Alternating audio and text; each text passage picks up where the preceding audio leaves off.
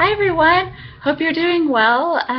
Hope you had a good Easter and are still excited about the Lord's very soon return, because He is coming any day now. And so I know a lot of people are probably thinking, oh, He didn't come on this past blood moon on April 4th and or on Resurrection Day, and they're getting disappointed and everything. Anyway, today I was going through my daily Bible reading plan, and one of the verses was Luke chapter 12, verse 35 through 48, which talks about the faithful servant and the evil servant, basically preparing for the coming of the Lord. And so I just found it to be very helpful and some good reminders in this section, so I'll go ahead and share those with you. Starting with verse 35, it says, "Let your waist be girded and your lamps burning." By lamps burning, basically, just stay excited for the Lord's return, keeping Him number one in your life. Stay in fellowship with Him, and just seek to grow closer to the Lord every day. And I suppose the let your waist be girded, basically be alert to the attacks from the enemy, and just be on guard against those. Keep the truth in your heart, and don't let Satan's lies get to you. And so it continues, "And you yourselves be like men who wait for their master when he will return from the wedding, that when he comes and knocks, they may open to him immediately." So when Jesus comes back, we'll be like, "Yay, we were expecting you!" And so we'll be all excited. So that's what He is wanting.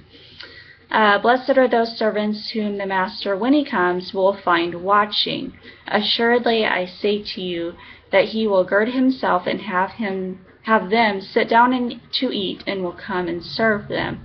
Basically referring to the wedding feast, the wedding banquet. And so blessed are those servants whom the master, when he comes, will find watching. So basically continue watch, even though it may not be a high watch time. A lot of people are probably thinking, oh, he didn't.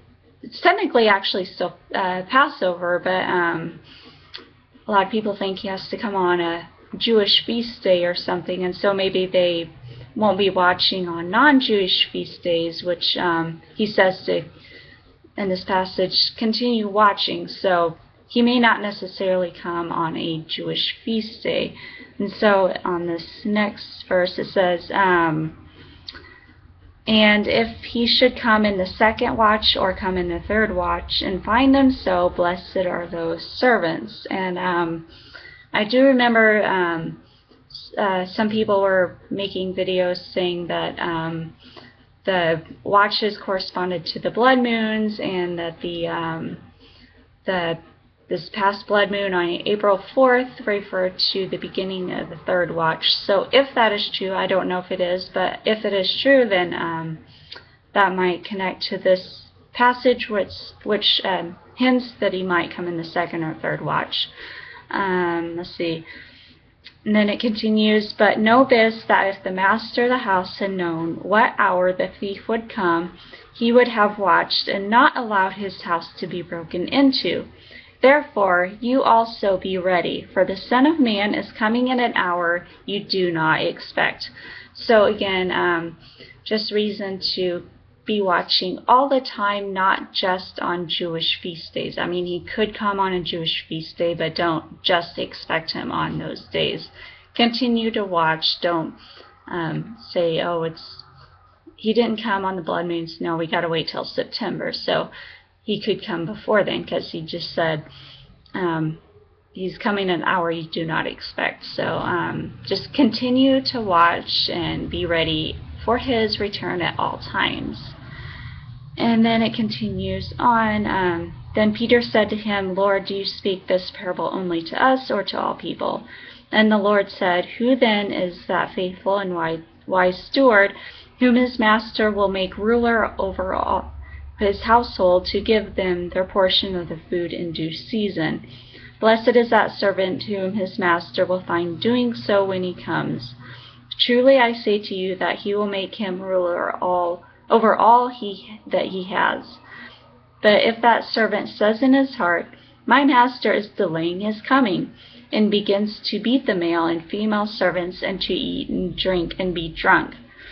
So those people who may be thinking, oh, he's not coming for a while, and they may be tempted to go back into the world and start pursuing worldly pursuits and not putting Christ first in their lives, and they'll be like the foolish servant who was beat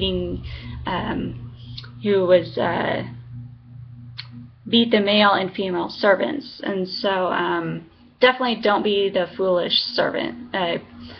And so, which is why he says to watch at all times.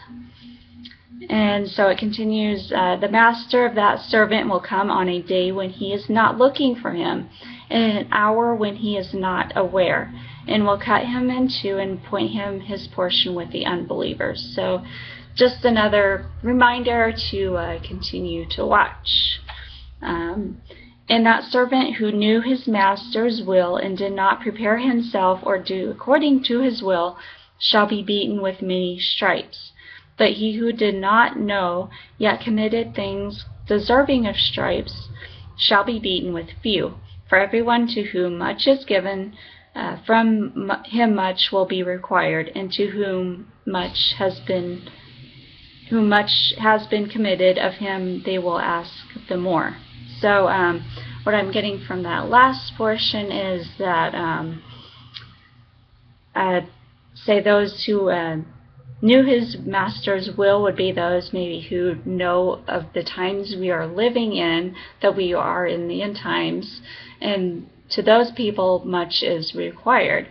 Now there are those who do not know that we are in the end times, who are Christians, but they don't know that we're in the end times. So if they're left behind, they may not get beaten with as many stripes. That's kind of how I'm interpreting those verses. But those who do know the times we are living in, but choose to go back into the world, knowing that, and then if the rapture occurs and they get left behind, then they may be beaten with more stripes. So that's how I'm interpreting it. So it was definitely a good